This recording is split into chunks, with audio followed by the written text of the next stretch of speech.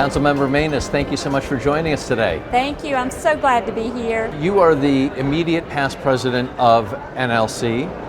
What did you see in early childhood learning during your time? You had that role during some of the most difficult times imaginable. Right. What's the state of early learning in our nation today?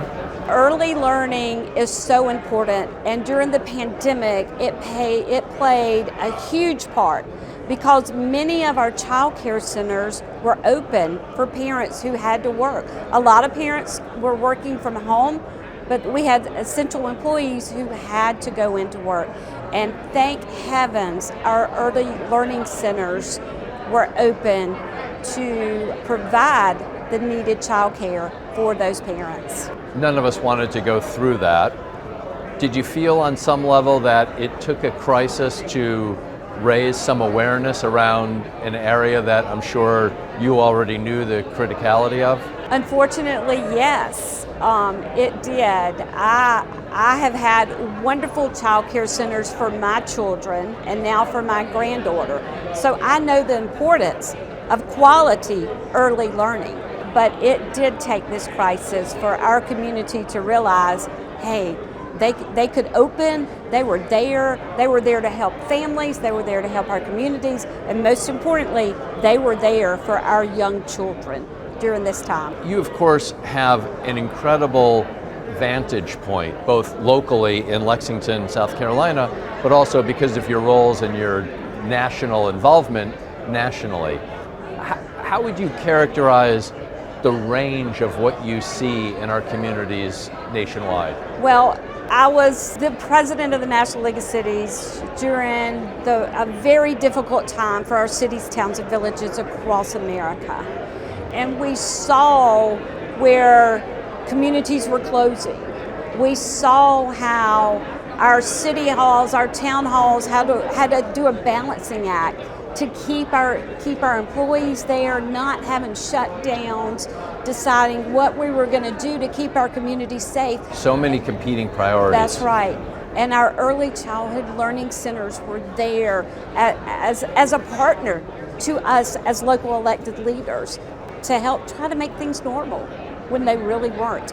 And I'm so thankful for our early learning centers and our early learning community that they were there for us. Everyone grasping for just a sliver of normalcy, right. An hour of normalcy is Yes. what it felt like. Given what you've seen and given what you know from your experience, what guidance might you have for local elected officials who might be struggling with those tensions, the competing tensions of priorities, health needs, environmental needs, infrastructure needs, employment needs, education needs in their communities?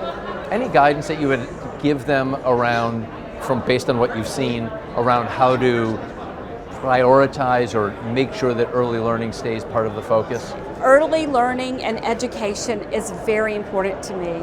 I have a master's in early childhood education. I'm a former third grade teacher. That's still considered an early childhood, and it is my passion. And it is important that to us as local elected officials to know that these young children are our future. They're going to take my place one day. They're going to be a councilwoman or a councilman in the town of Lexington, South Carolina. They are going to be the president of the National League of Cities, and we've got to be there early for them to help them learn, to help them grow, to encourage them. And that's what we saw through our early learning centers during this pandemic. Thinking back to your previous self as a third grade teacher, and I'm willing to bet that once a third grade teacher, always a third grade teacher, I'm sure. That's right. But thinking back to you at that point, whatever point that was in your life, what would you say to teachers today, to caregivers today, about the stresses that they are feeling, and some who might be questioning, can I do this again another day? That is a great question for me, because I left the third grade classroom and went to work for Palmetto State Teachers Association. I'm now the executive director of the largest professional association for teachers in South Carolina. I hear it every day, and it breaks my heart. The stresses that our teachers are under, our children have experienced losing that year or a year and a half, Such and it's loss. showing. When we started this year, we had to teach children how to be in a classroom again, and for our early learners, it's the first time they've been in a classroom.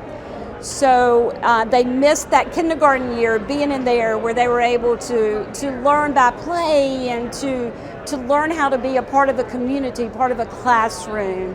And it is hard. It is hard on our teachers now. And we as local elected officials and as communities need to lift our educators up, our early learning educators all the way through high school. We need to lift them up and let them know you are important, and we know that you are making a difference in the lives of children, starting with our early learners. Making that difference every day. Every day. What's next for Lexington, South Carolina? Well, we are coming back. We did a good job during the pandemic. We have a fabulous town administrator. We have a fabulous staff at our town and our council. So we're coming back. We're doing things for early learners. We're redoing our beautiful park downtown, making it more friendly for families and young children, and that is so important that we're doing that.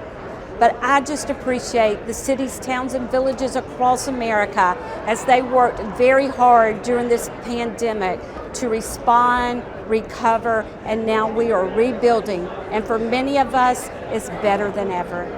It's time to visit Lexington, South Carolina, isn't it? Please come to Lexington, South Carolina. I am so proud of my town. Well, I'll go there for a number of reasons, including I appreciate your having come to the studio. Thank you so much. Thank you.